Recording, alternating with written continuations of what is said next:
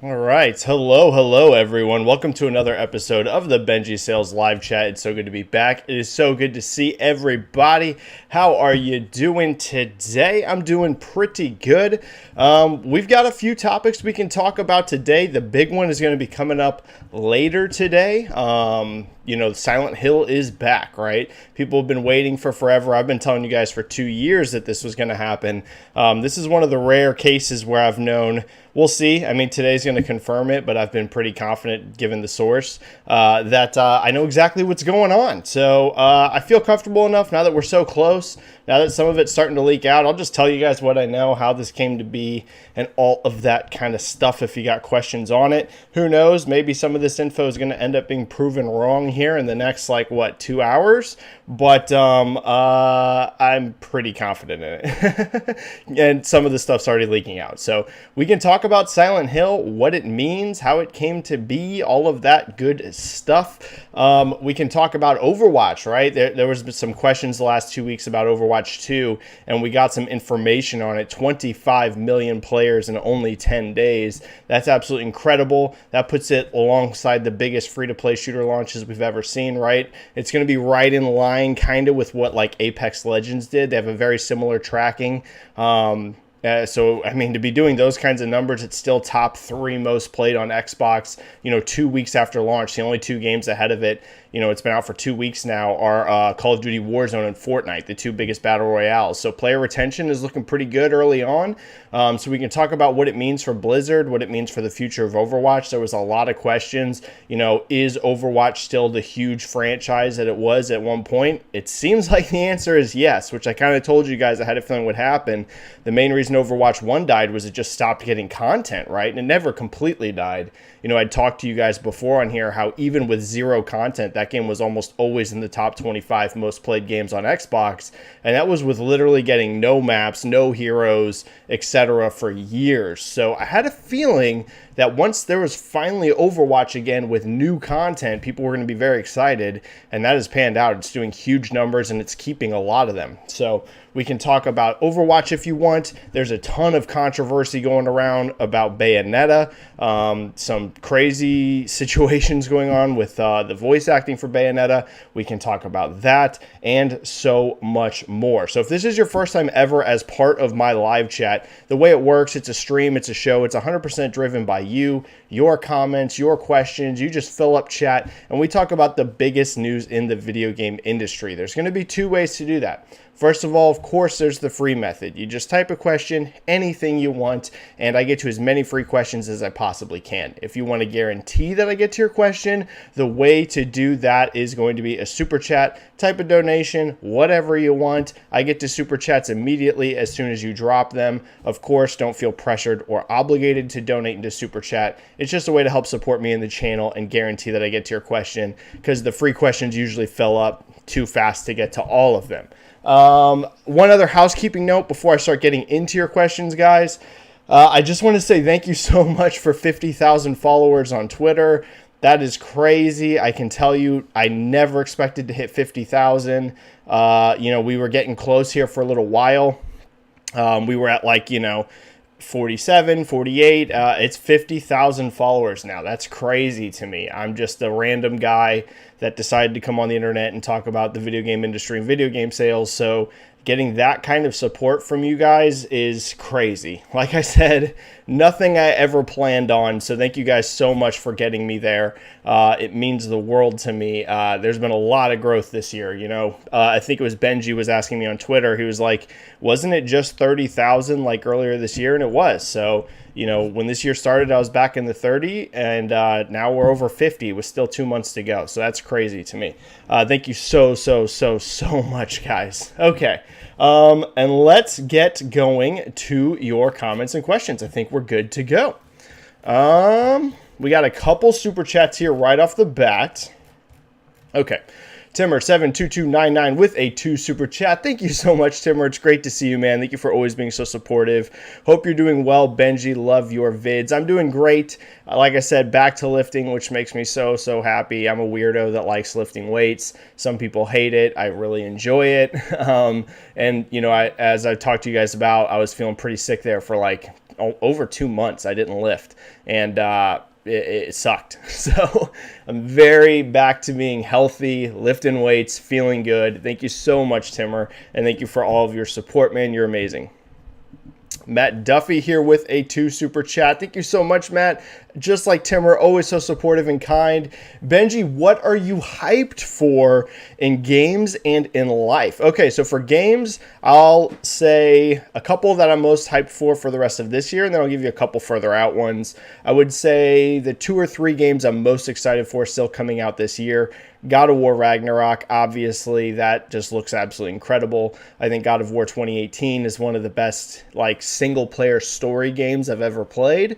It was absolutely incredible. So Ragnarok is going to be right there at the top. I'm really excited for Pokemon Scarlet and Violet. I know Pokemon's not for everyone, but I grew up on Pokemon. I've always been a fan, and I think Scarlet and Violet look like a pretty huge jump over Sword and Shield. I think they look very good. So I'm very excited for that one, and I'm very excited for Callisto Protocol. Those are probably the 3 left for this year I'm most excited for. You guys know I love horror games, especially sci-fi ones. So, yeah, I'd say for this year, God of War Ragnarok, Callisto Protocol, and Pokemon Scarlet and Violet are the ones I'm most excited for the rest of this year. Next year, just a couple, Starfield, out of control hyped for Starfield. I love Bethesda's big RPG games, whether it's Skyrim, Fallout, Elder Scrolls in general. I absolutely love those games. So Starfield, again, you guys know I love sci-fi, I love space, I love astronomy. I mean, Starfield's way up at the top for me. Spider-Man 2 from Insomniac. Tears of the Kingdom, Zelda, unbelievably hyped for. So, and a lot more. So that's what I would say I'm hyped for in games. In life, MMA, there's a huge fight card coming up this Saturday, a huge fight card in November, and December's card is sounding pretty stacked. So I'm excited for those UFC cards. The deathcore and metal scene has just been incredible this year. The albums have been amazing. Lorna Shore's album Pain Remains just dropped, and that absolutely blew me away. It's just crushingly brutal. I'm really excited for the new Chelsea Grin album that's coming out this year.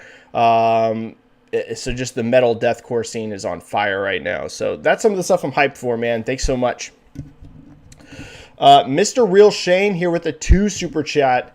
Any news on Gotham Knights? Good, bad, big seller? I think, Mr. Real Shane, I've talked about this one before. Gotham Knights to me is one of those games, and this is not true of every game, but this is one of those games where I feel like reviews are going to have a very big impact. There's some games, if it's a sports game, let's be real. Madden, it does not matter if Madden gets a 60 on Metacritic or if it gets a 90 on Metacritic. FIFA, it don't matter, right? Call of Duty, to be honest with you, it doesn't really matter. Now, we've seen Call of Duty can bomb, right? Call of Duty Vanguard did not do well at all in sales, but that wasn't because of critic reviews. That was just the Call of Duty community really didn't like it. And I was saying even before launch, going back to World War II was a very big mistake. They should have never done that. From the minute they announced it, I was like, this is too many World War games in a row. Whether it was World War I, World War II, we had Battlefield doing World War games, then we had Call of Duty doing World War II, literally Call of Duty World War II, and then they did Vanguard, and there was just a lot of World War games in a 4 or 5 year window, and I was like, this ain't gonna work. People are gonna be burned out already, and that panned out. So Call of Duty is another one where it doesn't really matter how it reviews, but I believe Gotham Knights, actually reviews are gonna have a big impact. I think people want to like this game. There has not been a big DC game in a long time. People loved the Batman Arkham games. So I think this is a game that people want to be good. And if it does review well, right, let's just say that it gets, to be clear, I think there's almost no chance this ends up like a 90s Metacritic game, right? I'm going into this expecting, to be honest, something in the 70s. That's kind of what it feels like to me from an outsider perspective, but I haven't played it. It just feels like one of those games that's going to be in the 70s, which isn't terrible, but it's also not great for a AAA game, right? If this does low to mid 80s on Metacritic, I think it'll do pretty darn well, because I think people will be like, okay, turns out this game was pretty good. I've been wanting a Batman/DC game. I know Batman himself isn't in it, but it's the Bat family. It's one of those DC games we haven't had in a long time. So Mr. Real Shane, this is one of those those ones, I think reviews are going to be a big deal. If it comes out in the 60s or 70s, I'll be surprised if it's as low as 60s, but you never know. Isn't that where Saints Row ended up? If it ends up in that range, it ain't going to do well, especially with all of the kind of negative shroud around it. But if it surprises, and this comes in at like an 81, 82, 83 Metacritic, I think it could do pretty good, Real Shane. It's really going to come down to that. It really is, because I think so many people are on the fence with this one. Some games you're either already fully on board or you're fully off. This one, it feels to me like most people are just kind of in the middle. They don't really know how it's going to shake out. And thank you for that super chat, Real Shane. Okay, super chats are cleared for now. Thank you so much, guys. Let's get rocking into your free questions. All right, Joe Secchi here kicking us off with what is a truly hot topic right now. So Joe Secchi saying, hello, Benji. I really hope Bayonetta 3 manages to succeed, and it's great to see you, Joe Secchi.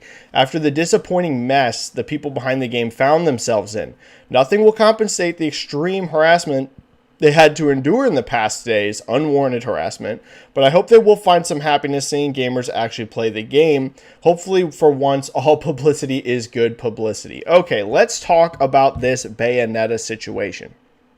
Now, the voice actress for Bayonetta, I want to make sure I get her name right because I apologize. I wasn't actually familiar with her until this all blew up. Like, I'm going to be honest. I was not familiar with her work. I didn't know that that was, you know, the name of the lady who voices Bayonetta. So, let's see. I think it's, I don't know if I'm pronouncing this right. It's Helena Taylor. Okay. So she released a video, and I'm sure you guys are all familiar with this, but just in the off chance someone hasn't seen it, I'm going to kind of break down what happened and then my thoughts on it. She came out with a video that kind of implied that she was only offered $4,000 total to play Bayonetta. Now, it's one of those situations where if you listen to her words again clearly, it's kind of, if this is all true, we'll see, you know, I believe it is true what Jason Schreier is reporting because he's extremely trustworthy. But I'm going to play, you know, I don't know this firsthand, so I'm going to use a little bit of verbiage here just in case something crazy happens. It implies that she kind of lied through omission, because she basically gave a video asking for a boycott, saying that Platinum only offered her $4,000, and that seemed to everyone, myself included, utterly insane. You know, Bayonetta is not the biggest selling game in the world. We all know this. It's not a game that sells 10 million, 20 million copies. So, you know, no matter what, the voice actress of Bayonetta, even though she's iconic, the character, to like a very hardcore fan base, right? Around 1 million units in sales we talked about before. That's not big for a AAA game. So you're not going to come out here and be able to get ridiculous money to be Bayonetta. But still, 4,000 sounded crazy, right? We're like, this isn't an indie game. I mean, it's still a game that's likely going to sell 1 million copies or more. How are you only going to pay 4,000 for the lead, you know, actor in the third game in the series? So, of course, everyone gets very upset. They're like, this is crazy. How could you do this? Myself included. I didn't tweet hot takes. I was very careful to do that because I was like, I want to wait to see if some more comes out of this. But I was the same way. Like, if this is true, this is absolutely crazy. Then Jason comes out, and whether you like Jason Schreier or not, listen, I completely understand both sides of the fence when it comes to Jason. I believe, I've talked to Jason a few times. I'm not going to tell you me and Jason Schreier are best friends or any means, because we're not. He knows who I am. Of course, I know who he is. We have had a few conversations. I get, though, why some people would not get that along with Jason, because Jason can be a little intense, right? I just think that's his personality. Jason would probably agree with you on this. He can be a little intense on social media.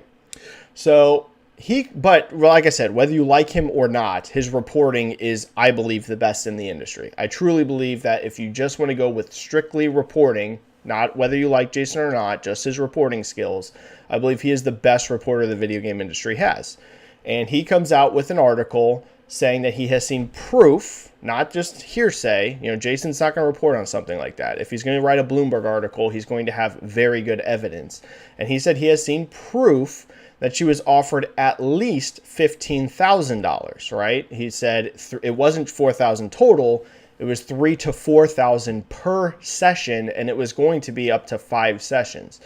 potentially that could have been as high as 20,000, right? 15,000 sounds like the minimum because it was 3 to 4. If she negotiated it up to 4,000 per session and she did 5 sessions, suddenly you're at $20,000. Now, we can still have a debate if that's enough money. I do believe voice actors are in total underpaid, but 20,000 for the role is a complete world of difference than 4,000, right? We're talking about a huge jump in pay. Like I said, you could still think 20,000, 15,000 is too low for Bayonetta. That is totally fair. The issue is that it was implied it was 4,000 total, and it actually was significantly more money than that. This is way above the union standard. Again, I'm not telling you that that's enough, but it's way above what the union standard is.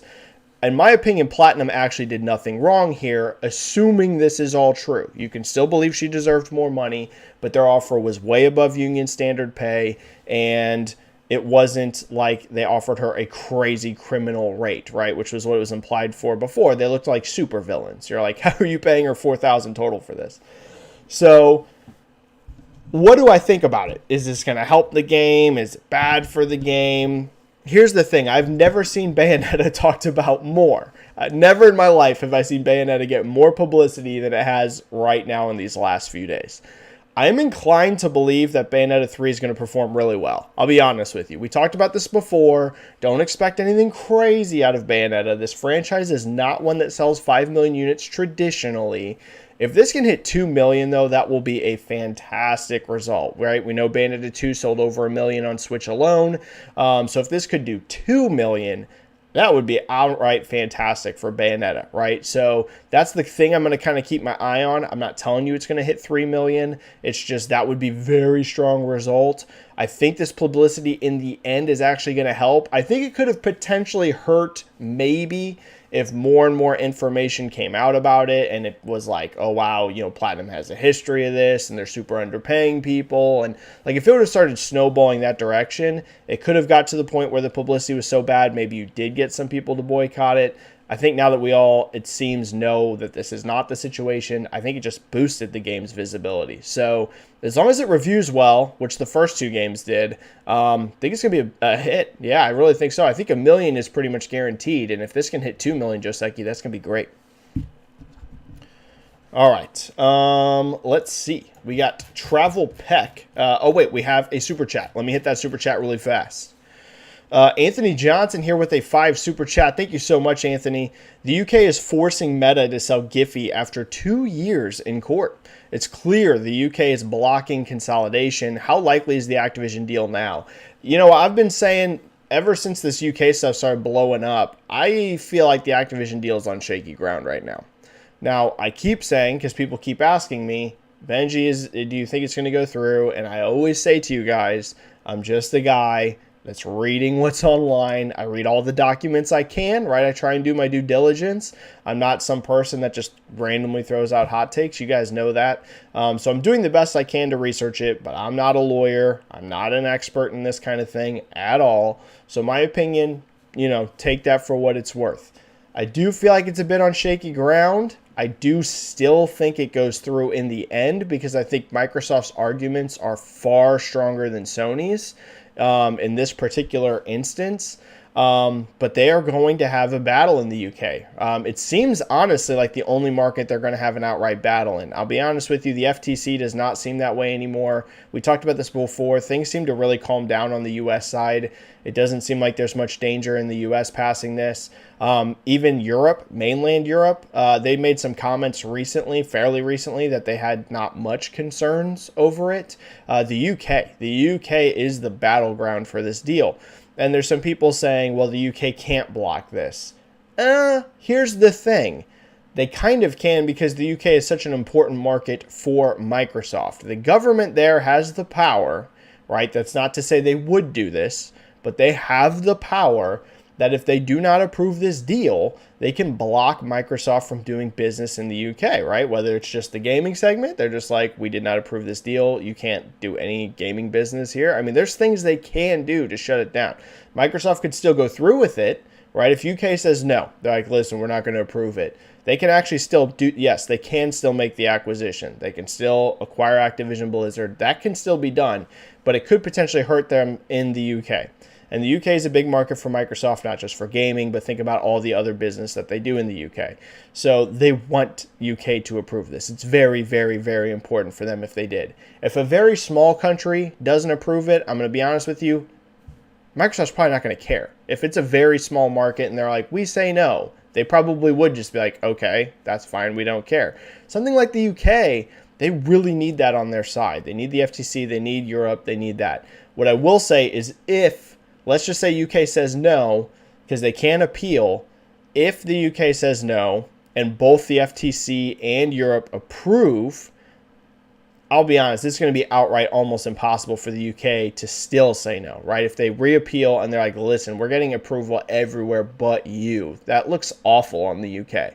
So they could still say no, but I still believe this is going to go through in the end. But they are going to have to battle, which we're seeing right now, tooth and nail with the UK to get it through. It's not going easy. I'll be shocked if the UK does fully shut it down, because to me, I'm going to be honest with you, it does come across as incredibly biased in this particular circumstance. We've talked about this before. No, I don't think that the UK government officials are PlayStation fanboys, right? That's not how this works. I don't think they're console gaming fanboys. What I say it would come across pretty biased is I believe that it would just mean that Sony's doing an incredible job of convincing them to their arguments, because it doesn't look like they're really doing a good job anywhere else convincing people. We've talked about this before. Call of Duty is important. Yes. Is it the most important brand in the entire world and you can't survive without it anymore? Come on now. Sony has locked in tons of exclusive content with Activision over the years. Guys, Silent Hill is going to be a timed exclusive. I'm telling you that right now. They lock in exclusive content everywhere. It's just like, it's hard, really hard to side with Sony on this one. But you never know. We'll have to see, Anthony. But UK is going to be a battleground. All right, thank you for that super chat. Travel Peck. Hi, Benji. What do you think of Xbox paying for timed exclusive like Ark or High on Life and games like Scorn, Lightyear, Frontier, Naraka, Blade Point, Shadow Legacy, Cocoon? Today, Konami will announce Silent Hill possibly being Sony exclusive. It is, unless something has changed. In fact, this is very close relationship. And recently on Twitter, I don't know, but it's very annoying, the waves of fanboys of PlayStation and Xbox. Oh, I definitely agree. Every single day, threads and threads of why Xbox should acquire Activision, Sony should stop the deal. I mean, it's annoying. This thing is getting very crazy, and sadly, it will last more months. What do you think about the topic, fanboys, etc.? And there could be any truth of Sony waiting for the deal to the showcase. Okay, so a couple questions.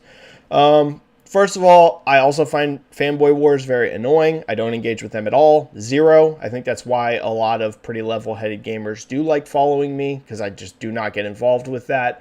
I have no interest in it.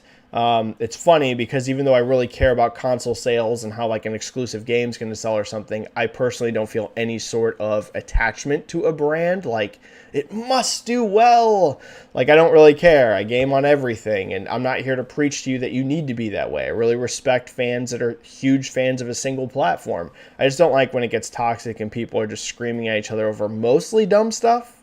90% of the stuff that people get mad about on Twitter is very dumb. I'm not going to say everything, right? There's probably 10% of stuff that's actually worth getting angry about that people fight about on Twitter, but a good 90% is utterly useless things to fight about. Now, in regards to timed exclusives, I've been saying for a long time, exclusive content is going to become more important this generation, not less, regardless of some things that people are communicating to you, regardless of what some statements are made in terms of PR statements. We've heard them, whether it's from the Microsoft side or the Sony side. It is going to become more and more and more important, actually, not less. And what I mean by that, there's this comment, I think, from Phil Spencer that got a lot of attention where he was talking about how games locked to one platform are going to go away, right? Like, you're not going to see that. You're going to see it less and less. And people interpreted that as Phil saying, like, Microsoft, that means they just want to put their games on PlayStation and they want to put their games on Nintendo. That's not really what he's saying. What he's saying is that one platform. Now, an ecosystem exclusives are still going to be incredibly important, right? So locking in that game for Game Pass, locking it in for Xbox. And hey, it's not tied to one platform because you can play it on an Xbox. You can play it on a PC. You can play it on a mobile phone. That doesn't mean, though, that they want to instantly just be like, here's Halo on PlayStation, right? And PlayStation the same way. Sure, we're going to make some deals where we'll publish a game and it's going to be on PlayStation, but we'll also put it on PC.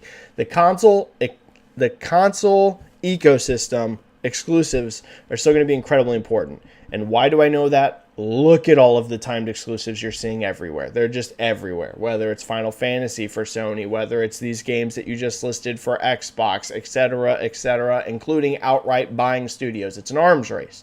It's an arms race for content because everyone knows the future of gaming is about having a giant ecosystem. It's not just about selling 100 million consoles. It's about having a ton of people subscribing to you, a ton of people buying games on your digital storefronts, etc., etc.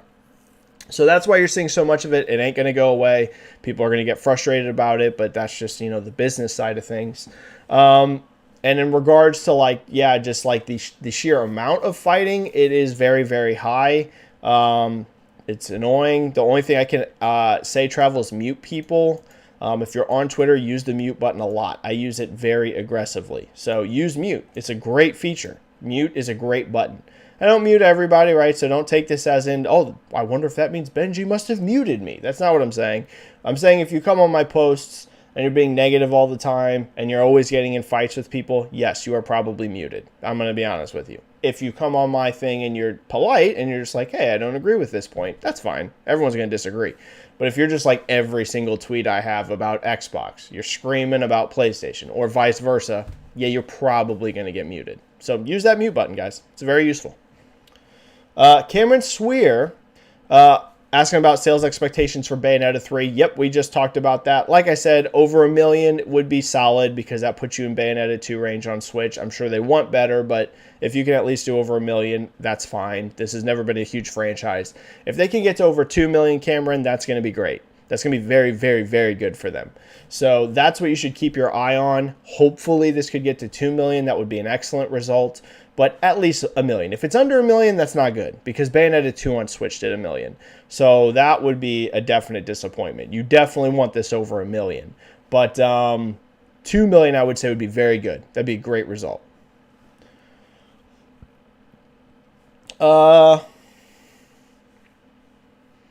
Yeah, and then Travel Pack just saying one more thing. The timed exclusive Xbox presented on E3, like Arc 2, it shows both companies do the very same thing. Yeah, absolutely. You're going to see lots of timed exclusives from both. And Xbox has even more that aren't announced, including some pretty darn big ones. So, yep. Fernando Harada, Silent Hill, Resident Evil, Fatal Frame, Alone in the Dark, and Dead Space. With the return of the survival horror, Sony needs to revive Forbidden Siren. Yeah, it is back. Horror fans, if you like horror games, we are going to be feasting over the next couple of years. It's kind of crazy. We've talked about this before. That really died last gen. Last gen was pretty surprising how the, AAA horror game just sort of went away. That's not to say there was none, but there was not many. A lot of the horror experiences you saw last gen, even if they were really cool ones, like Soma was amazing. That wasn't a AAA production. That wasn't coming from a huge studio. A lot of the games last gen were like that in the horror genre. We're seeing a huge return to it. Like I said, Silent Hill is going to come out and announce multiple games today, potentially up to 3 to 4 Silent Hill games. I don't know how far they're going to go on this, but that's how many projects they've had in development for a long period of time. They might only announce, 1 or 2. I think we already know 2 from that leaked, but there's also 2 more they could announce if they want to. Then you've got Resident Evil, which has always been big, right? Resident Evil was kind of the big exception last gen where it was still the big AAA horror-ish experience out there. But still, we're seeing Resident Evil continue to thrive. Fatal Frame has come back in a pretty big way. Alone in the Dark is getting remade / rebooted. Dead Space is back, which I think is incredible. So yeah, it is. The horror genre is thriving right now, which is good to see. We always want to see all of the genres get represented, right? Not just a couple.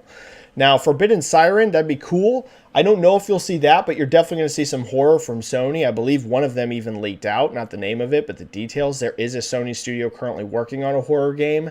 I don't know if that's going to be VR or not. I can't tell you that part. I don't know. It could end up being a VR experience, by the way. I don't know. But there is a Sony studio making a horror project right now. I could probably say it, but I don't 100% remember if that part leaked out or not, but there is one coming. So I don't think it's going to be Siren, but yeah, they are working on something horror. I'm going to guess it's VR, but I don't know for sure. Dior Amaro, Benji-Sales, I'm thinking people in Twitter, yeah, the Twitter bubble, that is a real thing. It's very real. I love social metrics, but the Twitter bubble is real.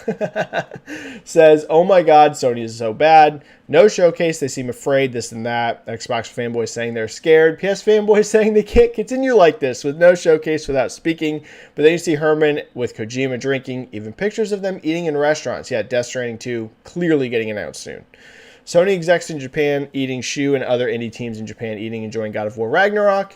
Do you think this shows how loud and small at the same time Twitter is? Yes, to a degree. Do you think Sony really cares about what people say on Twitter? Yes, but let me explain. Thank you and keep up the good work. Love you. Well, that's very kind of you, Dior. Thank you so much. So the Twitter bubble is absolutely a real thing. And this is coming from someone that absolutely loves Twitter, right? I'm on Twitter all the time, probably too much. And it is real, very real that it's a bubble. Now, I definitely keep track of things like Twitter metrics. You guys know that. I'll tweet when something does crazy likes, whenever it does huge view counts and things like that. But there is also no doubt that Twitter is an important thing, but it does not represent the larger scheme of the gaming public, right? Let's just say, and I have no idea what this number is. Let's just say, let's go with a big number, right? Let's just say that out of the hardcore gamers, right, people that love gaming, let's say there are 20 million active hardcore gamers on Twitter, which is a pretty big number if you're talking about people, not just casual gamers, we're talking about the people in our communities that are talking about all this stuff. Let's go as high as 20 million. There's 20 million of them. It's a huge number. PlayStation alone has over 100 million install base. Nintendo also another 100 million on top of that. Then Xbox has another, 50, 60 million on top of that. Then you want to include Steam. That's another hundreds of million. You're talking literally like what, 400 million gamers that are playing fairly, hardcore-ish games. It's not even including mobile. It's like Twitter is definitely a bubble, okay? It's a bubble representing the people in our communities, and I love you guys. I do this all day. But it's representing a very, very, very small slice of what the overall gaming community is. A lot of people that play games, I can tell you this, guys, because I've worked retail specifically in gaming for over 11 years. I worked at GameStop for almost 6 years, and now I've been at my employer now for almost 6 years. This is what I've done for the last 12 years, is sell games to people. And I can tell you, I don't know in that entire 12 years, this is another huge debate right now, which is a fiery topic, is 30 FPS versus 60 FPS. In that 12 years, I'm not exaggerating with you guys, I don't know if I have ever had one person come up to me and ask me what frame rate a game runs at. I don't know if that has ever happened. I don't know one, and I have sold, this is not an exaggeration, I've probably sold over 100,000 games. Probably way more than that, actually, over the 12 years.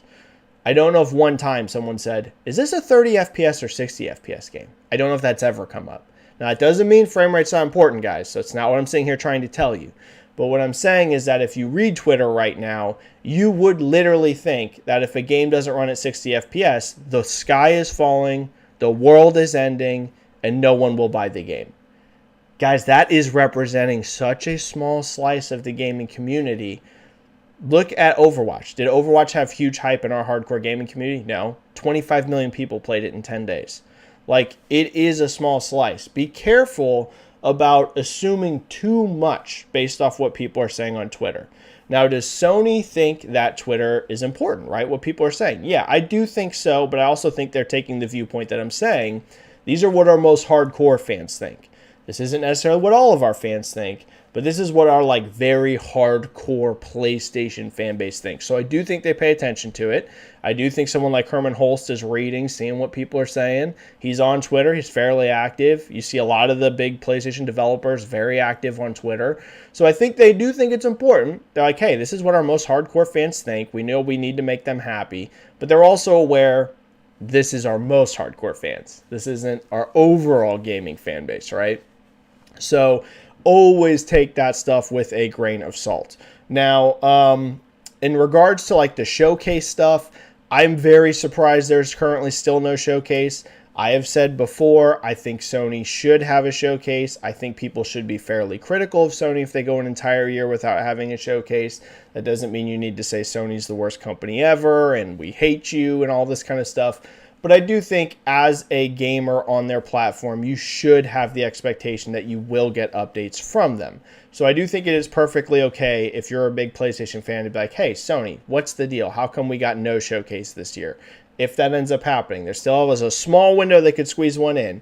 But if it doesn't happen, I think it's a fair question to be like, why did you go a full year without giving us a showcase? Because that hasn't happened in forever, right? It's not like this is a normal thing Sony does. It's just like suddenly this has happened.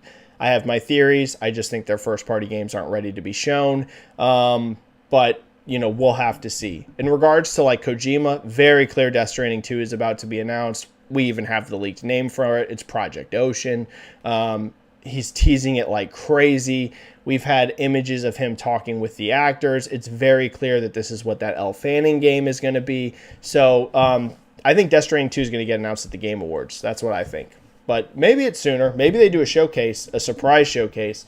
But if there is no showcase very, very, very, very soon, my guess is that Death Stranding 2 is a Game Awards announcement. And thank you so much, Dior. Eddie Brock. Hello, Benji. Xbox was going to play nice with PlayStation and have said in the past that they will treat Activision just like Minecraft. Well, kind of. Okay, let's keep going on that, Eddie, but I get what you're saying. But Sony is trying to block the deal. Do you think this negatively affects Xbox decisions to let the Activision games multi-platform? And do you think family-friendly games like Crash and Spyro will become Xbox exclusive? Eddie, I think a lot of games are going to become Xbox exclusive. So you always have to read these companies' public-facing PR statements very carefully.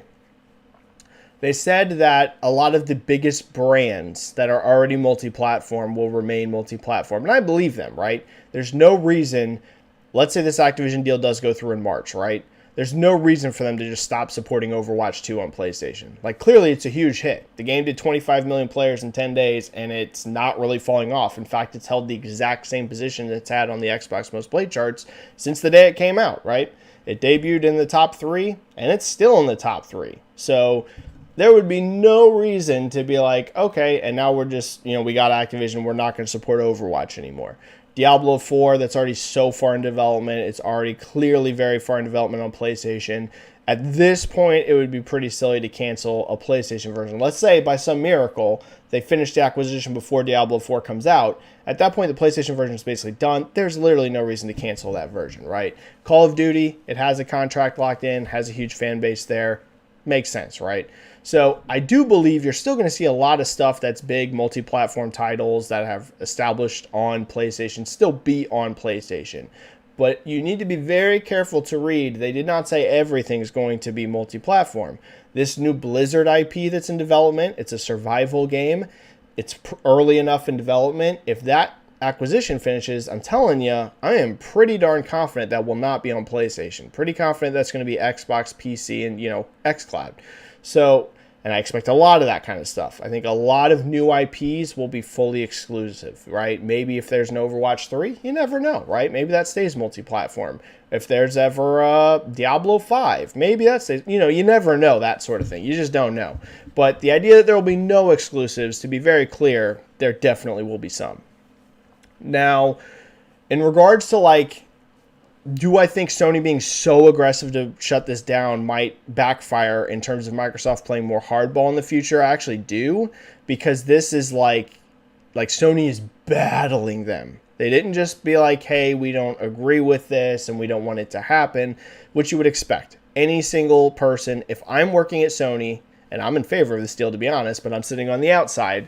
Let's say I'm working for PlayStation and I was in Jim Ryan's shoes, I would absolutely be like, I don't want this deal to happen. You just don't, right? If you are the competition, you do not want this to go through. Thing is, Sony didn't just do that. They are like outright battling them over it. And there's no doubt Microsoft is going to take learning from this and be like, okay, like that doesn't mean that like Microsoft's going to be spiteful, right? I'm not telling you that Microsoft's going to be like, oh, you fought us, so now we're going to do anything we can to screw you over. I'm not saying that. I'm just saying in negotiations on anything that's coming up, I think Microsoft will be a little bit more hardball. I think they're going to be a little bit more like, and let's say a negotiation on the next Call of Duty contract, right? Let's say that they make a deal to be like, hey, we're going to keep Call of Duty exclusive, our multi-platform, because the contract ends. Once that ends, they can do whatever they want, technically, if this acquisition goes through. If they decide, hey, let's renegotiate and let's do a new contract on Call of Duty going forward, you know, they might be a little more hardball on that. They might be a little bit more like, okay, you're going to get PlayStation, you know, you're going to get on PlayStation, but this and this and this and this, right? So we'll see, Eddie. It could be that this could be a bit of a dividing moment between them. But like I said, I don't think it'll be like a spiteful thing. I just think Microsoft will be aware that, okay, we got to play some hardball too. I think there was just a giant super chat from Timmer, which is crazy. Timmer, you did not need to do this. That is extreme. Whoa, dude. Timmer, you do not need to do this. Timmer just dropped a 50, which is shocking. Crazy. Thank you so much, Timmer. You did not need to do that. Wow. Most hyped 2023/2024 release. Plus wanted to say I don't think there's anything else for me to find on LinkedIn as far as game data unless I ask developers there. Newspaper articles and especially the Wayback Machine have been better in this regard. So first of all, like I said, that is incredibly generous, dude. You do not need to drop that much money. I mean, that is a lot of money. My most hyped 2023-24 release. We went over this a little bit at the beginning, but you're asking most. What is my number one game?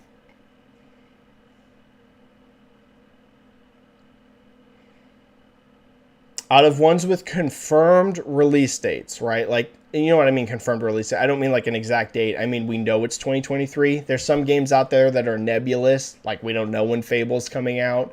You know, who knows? They haven't said a year or games like that. There's some games that are announced. We don't really know what year they're actually coming out. Out of games that we know, like at least as of now, it's coming 2023. I would say Starfield. I would have to put Starfield number one. I just love Bethesda games. I love RPG games, and I love space. Like, I don't know if this is going to be a, you know, incredible game, but it's everything that I want. So I would have to put Starfield number one. Number two, I would have to put Spider-Man. And number three, I'd have to put Zelda. Those would be my top three. I'm a huge Marvel and comics geek, but those would be my top three. My top three right now would be Starfield, Spider-Man, and Zelda. Those are going to be my top three. Now, in regards to the LinkedIn stuff, you do great work on there, man. I know that stuff has gotten so much attention. I have heard through the grapevine, not just you, but like people that are like digging through LinkedIn. Devs and stuff are being a little more careful what they post on there now.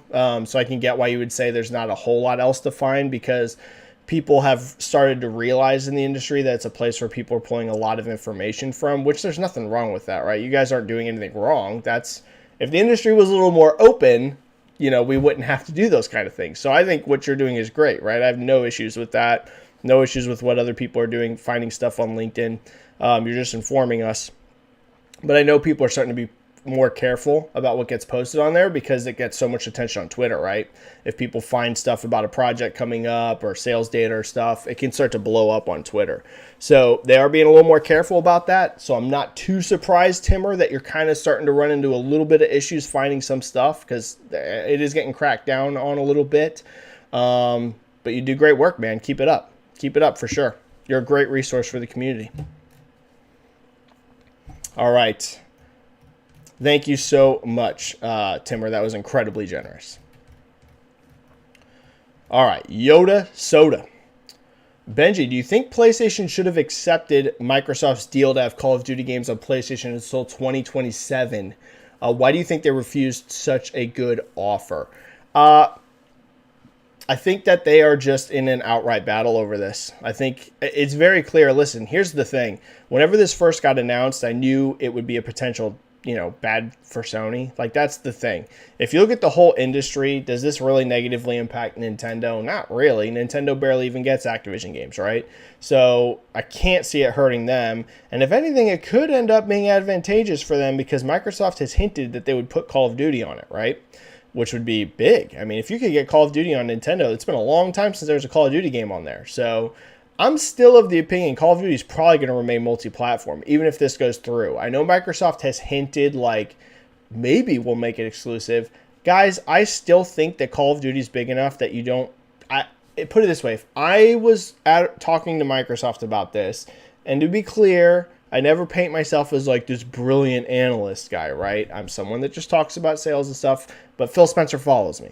Aaron Greenberg follows me. There's a reason these people follow me because they do think my takes are at least interesting, right?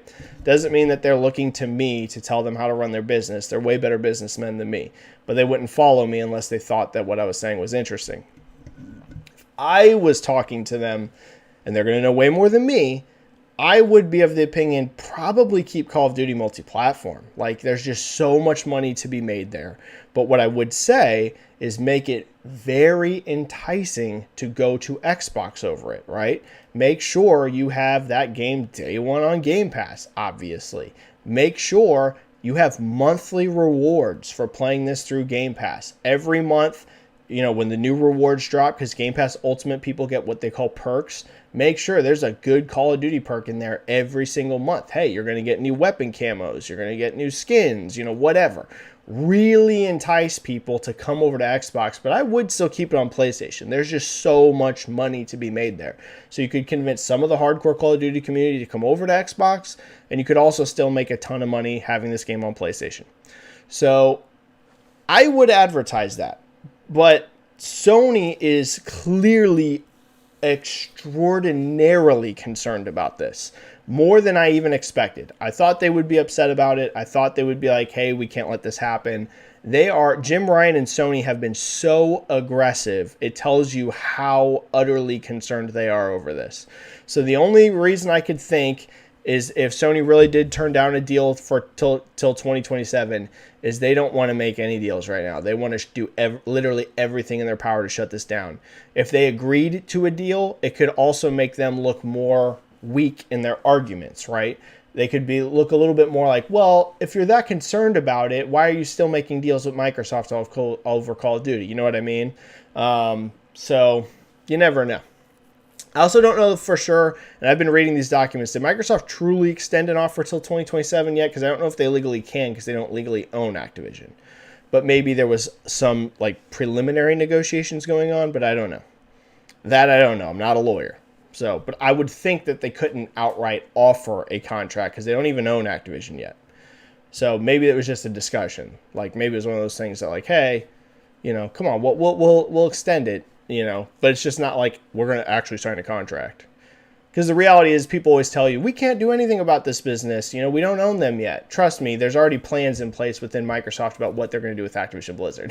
They can't act on any of them, but there's no doubt that there's not discussions happening about what they're going to do when the purchase is done. I think there was another super chat. Thank you so much, Highlander, with another super chat. 10. Thank you so much, Highlander. If the Activision acquisition is stopped, what do you think Microsoft's next move is? And does this hurt Game Pass? And will there be any backlash against Sony? Will this hurt Sony trying to get anyone? Okay, so if the deal is stopped, Microsoft's next move is they're going to buy a lot of independent studios that they can't say no to. Right now, like, it's easy for, it's not easy, but there's an argument to shut down a publisher acquisition. I went over this last week. I think in terms of independently owned developers, there should be zero limits because anyone can go found a studio. Me and you, Highlander, could go found a studio to make games if we want. We can't go found the next Activision, right? So publishers, I get there being a lot of concern about acquisitions because you have to basically be a gigantic player to even get there, right? But a new studio, me and you could go found the next indie team that has the next Among Us or the next, huge hit. Like, that can legitimately happen. I'm not going to tell you it's easy, but like, anyone potentially can get there. So what they'll do is, if this gets shut down, I'm not going to say they're going to drop all 70 billion on studios, because you're seeing some people say that. They're being like, well, if this gets shut down, Microsoft's got a 70 billion check to go buy anyone they want. I don't know that they would instantly just be like, well, we don't have that for that now, so we're going to spend 70 billion on other game studios. But they're going to spend a lot, and they're going to spend them on ones that you can't say no to. They're going to be like, okay, you won't let us buy this company. Here's this company, this company, this company, this company we're going to buy, and you cannot say no because these are independently owned studios and anyone can found them, and how are you going to argue against that? It's not a publisher, it's blah, blah, blah, blah, blah. So I do think you'll see them get a lot of other studios. What those studios could be, who knows, but I think they'll go out and buy a lot of studios, 4, 5, 6 studios. Does it hurt Game Pass? It won't hurt Game Pass in terms of like current subscribers because there's no Activision games on Game Pass right now. So I doubt anyone's subscribing to Game Pass right now specifically for Activision because those games aren't even there. So it doesn't do anything in terms of hurting the Game Pass currently. I think it would hurt the growth trajectory for Game Pass because I think Call of Duty hitting that service would be absolute explosion of subscription growth. So it would hurt their potential future escalation, but not what's currently happening. Will there be backlash against Sony? Oh, yeah. But again, it would be... The question is, would there be backlash against Sony in the broader gaming community or just within Twitter? Within Twitter, yeah, people would be, there would be lots of harassment to Sony employees. I can tell you that right now. A lot of Xbox fans, not the nice ones, but the very mean ones would absolutely be, just nonstop attacking PlayStation people. I do think so, yeah. Which is unfortunate, but, that's just how the internet is. I get insulted every single day. Like, it is what it is. I'm not even a big famous person, and guys, I get insulted every single day. It's just how the internet is. If you're going to be on the internet, you got to get tougher skin, like if you want to be known on the internet, because you're going to get insults every single day. Mr. Real Shane with another 5 super chat. Thank you so much. I'm thinking about buying the Switch. Should I wait until Black... Oh, this is a great question. Should I wait until Black Friday? Will there be a new Nintendo console soon? And should I wait for that? Mr. Real Shane, I am of the opinion that the next Switch is coming out next year. Now, to be clear, that could be completely wrong. This is just what I think, looking at what's going on right now.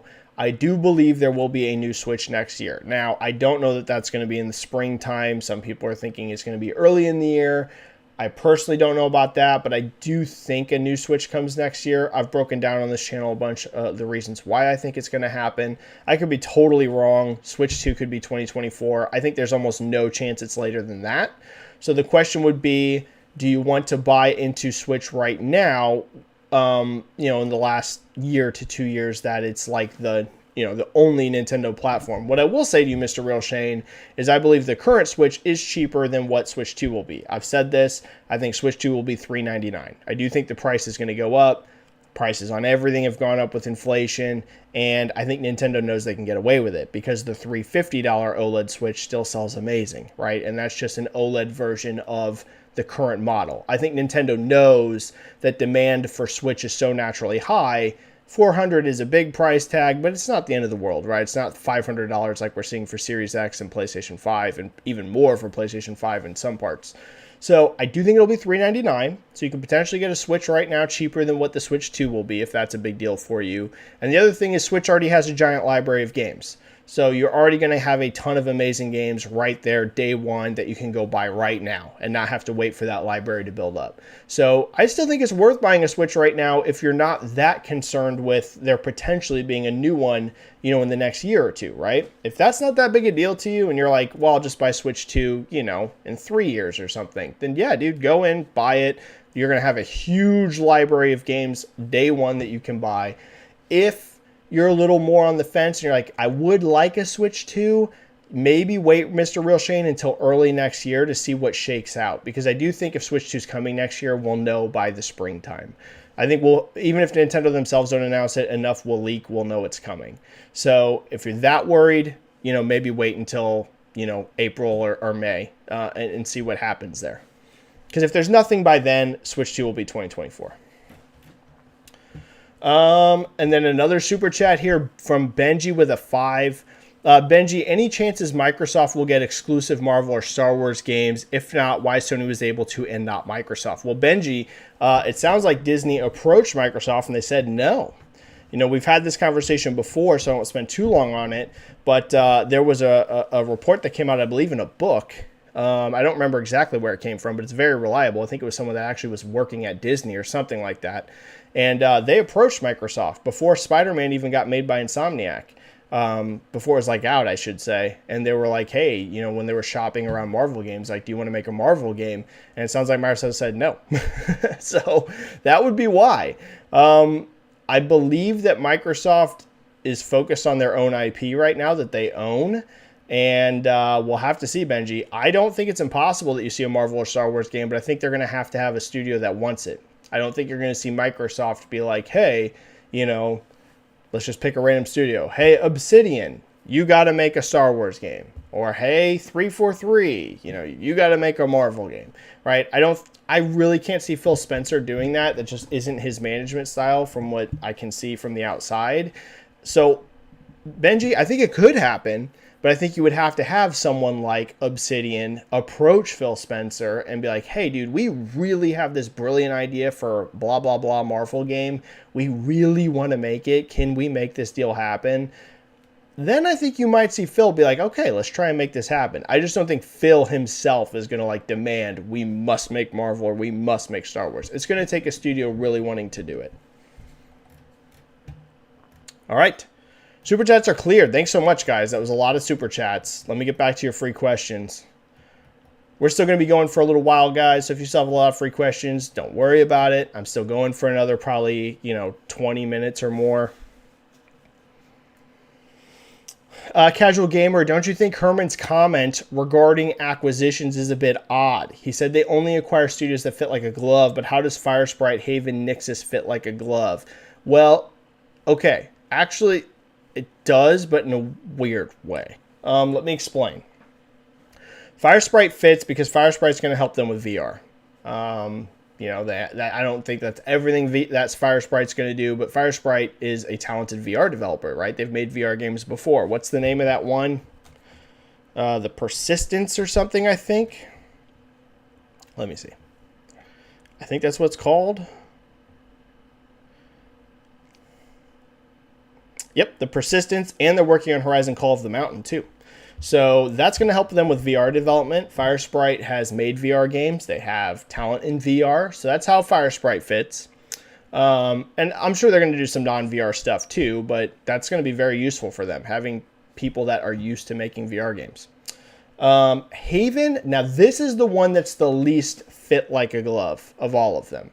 But it sounds like Haven's making a service game, and we know that Sony want more service and live service and games as a service type games. So that's already in their, something that they want.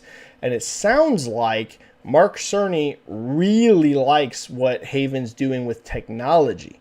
So you got Mark Cerny on your side already. Then you're making a service game, and you have someone like Jade Raymond leading the studio, who there is a history with between PlayStation, right? With all of the Assassin's Creed games that have come out over the years and all of that. Those were huge hits on PlayStation. So Haven, I would say out of this, fits the least in terms of how you think of it, but I can see why it happened. Nixxes definitely makes sense because they're going all in on PC now. Like, Sony's all in on PC.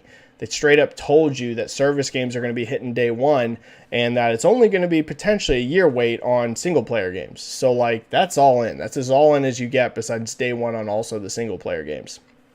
So, and Nixxes is one of the best PC porting studios in the entire industry.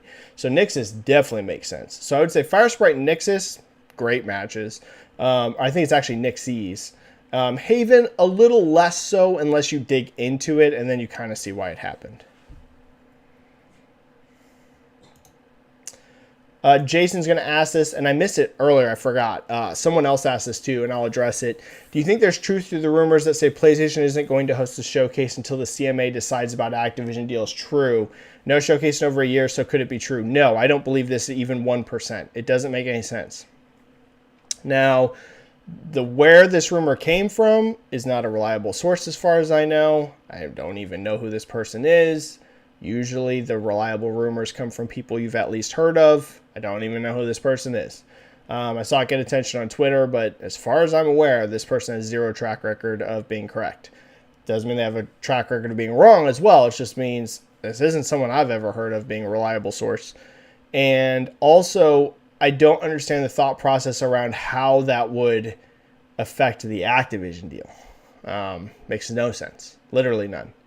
Especially because I believe if a showcase happens, it's going to be primarily first-party focused. So what does first-party have anything to do with Activision, right? If you're going to have a showcase, there might be one or two or three or whatever third-party games in there right now, but we know so little about what's coming from their first-party studios that it would be primarily first-party focused. I've said it. I think the only reason there's not going to be a showcase if it doesn't happen is their studios aren't ready. You can't have a showcase if Insomniac ain't ready to show Spider-Man, and Naughty Dog's not ready to show their multiplayer game, and, Sony Bend's not ready to show their new IP, and I go down the list. Sucker Punch isn't ready to show Ghost of Tsushima 2. Like, if your teams aren't ready, you can't do it. And that's my theory. My theory is just the teams aren't ready. The CMA thing makes no sense. No sense. That to me, whenever I saw that tweet get a lot of attention, I was like, I don't see how this makes any sense. What would that have to do with Activision Blizzard? So I don't believe it. No, I don't believe it at all. Ghost Tunnels, what's your thoughts on the rumors that say there's a PS5 Pro and Xbox Pro? Mixed. This is from a more reliable source. This is coming from Tom Henderson. Well, Tom Henderson sourcing it through another source. When do you think they will be announced and released? Do you think they are needed? Okay. Not only am I very confident that at one point the plan was for mid-gen refreshes, I don't want to go as far as to say I know that was the plan, but I had someone very reliable tell me that. Now again, this isn't me sourcing it. Someone that's reliable said to me that was happening. Here's my thoughts on it. Do I think originally the plan was we're going to do mid-gen refreshes? Yeah, because I don't see why you wouldn't. From day one when people were like, there will be no need for mid-gen refresh consoles this gen. These consoles are so good. They were so good for 2020. They're not going to be so good for 2024. If you've seen the new 40 series GPUs, they utterly annihilate the current consoles already, let alone 2 years from now. Now, they're also prohibitively more expensive. So to be clear, I'm not telling you 2 years from now you're getting a 40 series equivalent. It's just what I'm saying is, as everything with technology, as time goes on, whatever's cutting edge feels less and less and less and less cutting edge. It's just literally how technology works.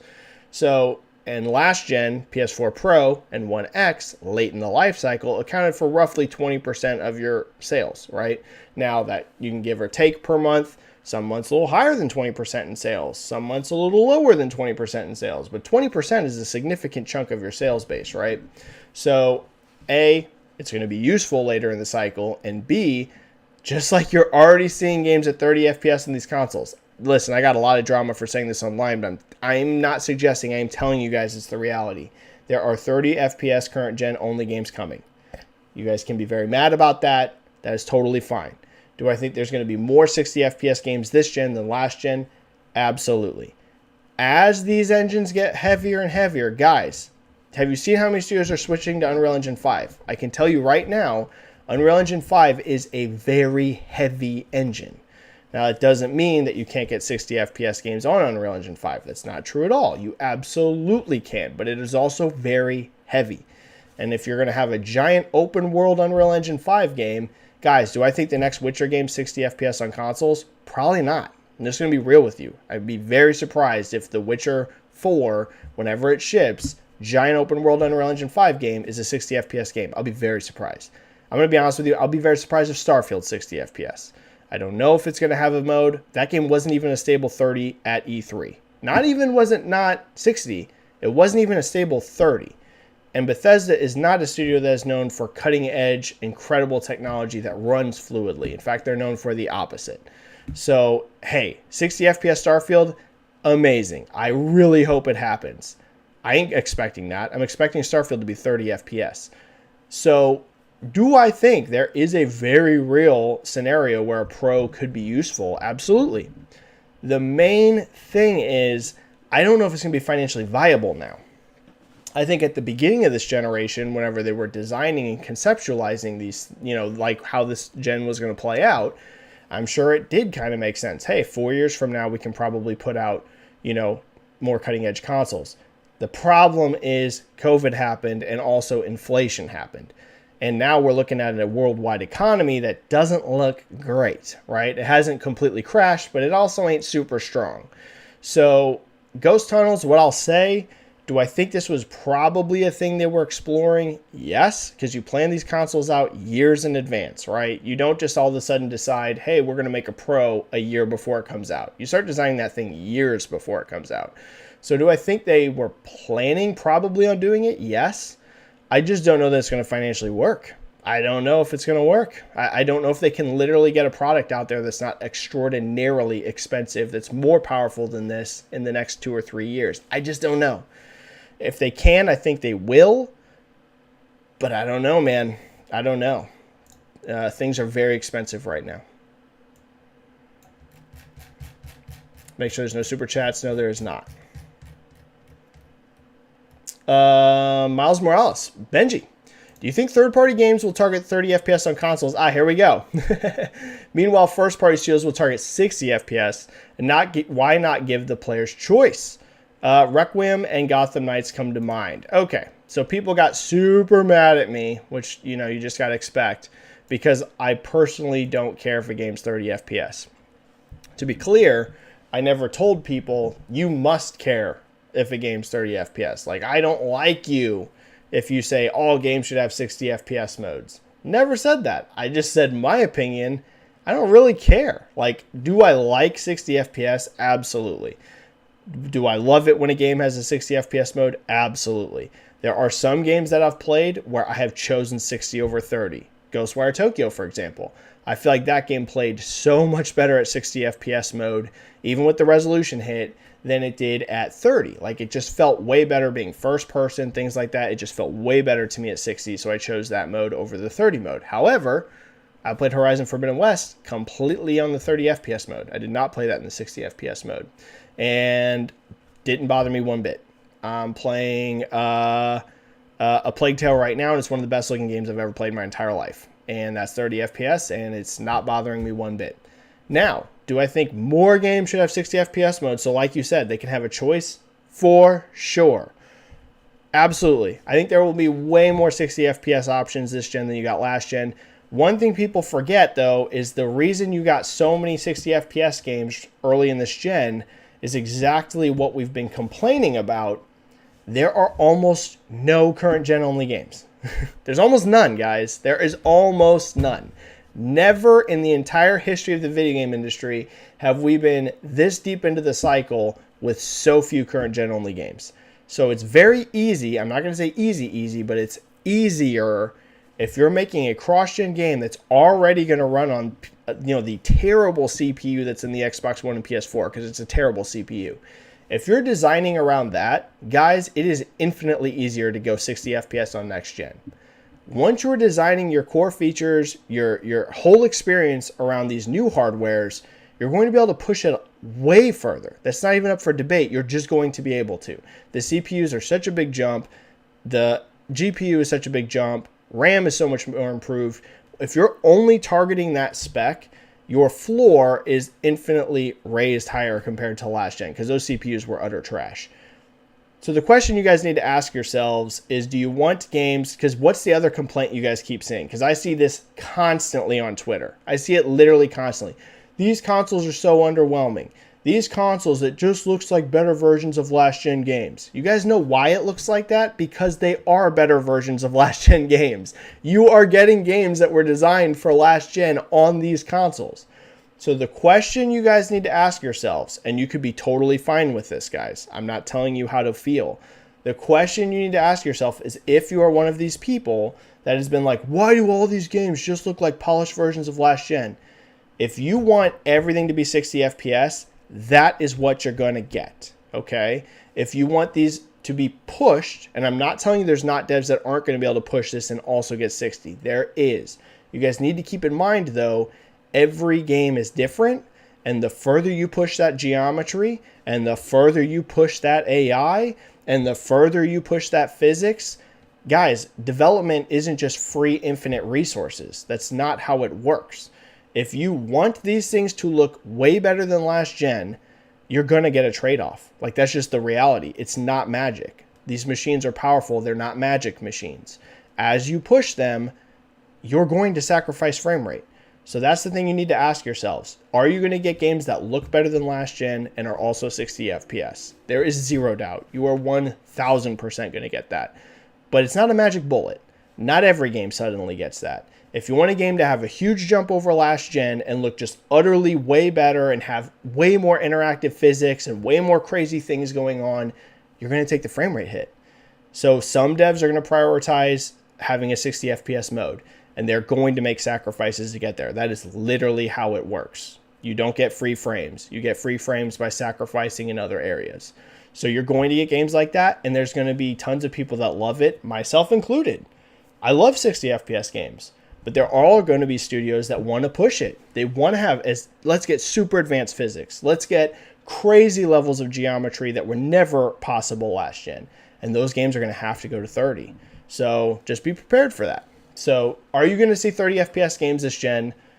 There's no question. You've always had 30 FPS games. That wasn't just going to go away. Like, why would that just disappear? There will be 30 FPS games. You are going to get more 60 than last gen, so that's the good news for you, but you guys really need to keep that in mind. Okay, sorry. Long rant, I know, but it's such a hot button topic, and some of it doesn't make sense. Because some of the same people that I see making those tweets, you've all seen them, these consoles, they just don't look that much better, really. And they're 60 FPS. Guys, there's a reason. They're designed for those last gen consoles. They're not designed for these. They're just getting better versions on this. Randy Norman. Oh, wait. I missed one. Batman Forever. Benji Boy. Do you think this console generation will last longer than the typical 7 years? Potentially. If we get pro models, how long do you think it will be extended to? 8 years, 9 years? Batman Forever, my thought is that I could see this dragging out because this gen is so late to get started because COVID, right? Like literally the topic we just talked about. There's almost no current gen only games. You can count them almost on one hand. I mean, there's almost none. So many studios have actually barely even put games out on these machines yet. I don't know that you would instantly want to rush like in the next 2 or 3 years where finally companies are getting their first games, right? Not their second and thirds. You're going to see a lot of devs starting to get their first new game on these platforms in terms of like current gen only, not a cross gen, like their first current gen only game. I don't know if you want to have that and then instantly rush to the next gen. So Batman, I actually think this will be probably pretty long. Yeah, I think 7 is probably unlikely. Probably 8 or 9, yes. I do think so. I think it's going to be a long gen because of COVID. I don't think it would have been that way if COVID wouldn't have happened, but the pandemic delayed everything. So I think it extended the generation too.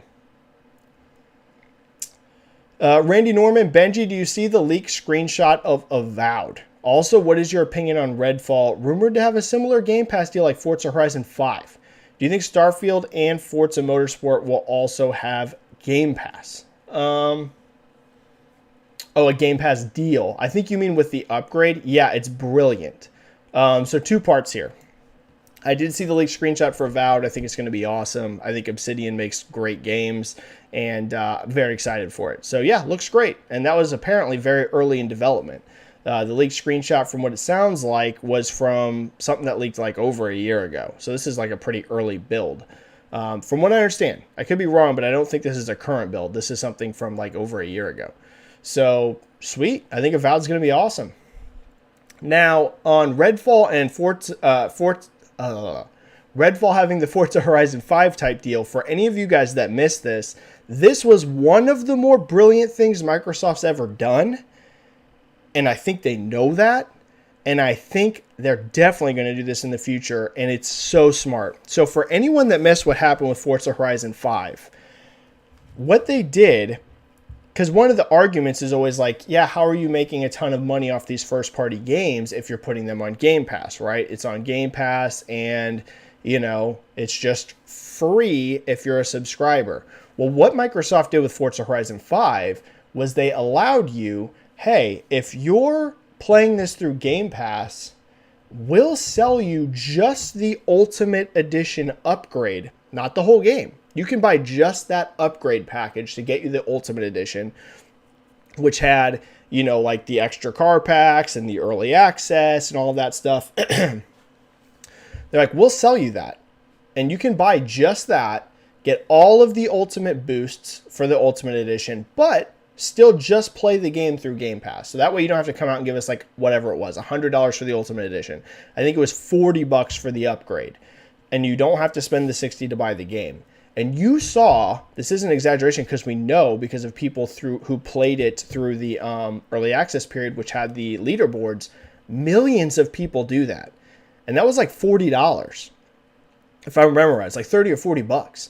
So Microsoft got that 1-2 hit on that. They got, hey, you're subbed to Game Pass to play this game, so we're getting money from you for your subscription, right? It's not free to subscribe to Game Pass, but we're also not fully losing out on revenue for just this particular game not generating enough revenue, because we're also now making a lot of money from people that are like, okay, well, if I don't gotta spend $60 on the game and I can get all the Ultimate perks and just buy that and it costs less than the $60, I'll go ahead and do that. I did it. And like I said, it was like over 1 million people did it. That's brilliant. If I was them, I'd do it for every game. Every first party game that came out, unless it's a free to play game, I would do this. Redfall, boom. You don't have to buy the game. You don't have to buy the $100 edition. We'll sell you just the Ultimate upgrade and you can use that through Game Pass right at launch. And I would do that for every single game. So yeah, I believe it, Randy. I don't know this, but it just makes sense. It's so smart. It's so smart. They should be doing this for all their games. Because then you get the 1-2 hit. You get the Game Pass sub, and you get the money for buying that Ultimate upgrade. Zinfamous, Benji, a stacked UFC card this weekend. It's unbelievable. In Abu Dhabi. I think it's the best card of the year on paper. Who you got in the 3 big fights with Jan versus O'Malley, Sterling versus TJ, Oliveira versus Islam. Also, any opinions on Sojourn in Overwatch 2? So I think Sojourn is maybe the most fun, one of the most fun DPS characters they've ever made. Sojourn is a blast. For anyone that hasn't played Overwatch 2, the new DPS hero is called Sojourn, and she has this gun that as you shoot it, it charges up. It's like a machine gun type fire. And once it fully charges, you get a rail gun. And you shoot this rail gun, and if you hit him with a headshot, it's a one-hit kill. And if you hit him with a body shot, it does tons of damage. So if you've already, like, you know, hurt them pretty bad with, like, you know, the regular machine gun fire, sometimes all it takes, you don't even need the headshot. You can just hit a body shot, and it does so much damage, like their health bar just goes boom. And if it's a headshot, they can be at full health, and you'll just drop them.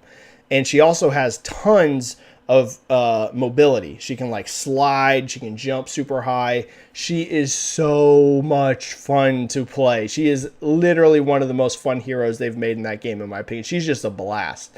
So they did a great job with her and her kit. She's just so much fun. Now, in terms of the 3 big UFC fights, this card is crazy. So let's just go through the 3 that you list. Jan versus O'Malley. I got to go Peter Jan, or Peter Jan.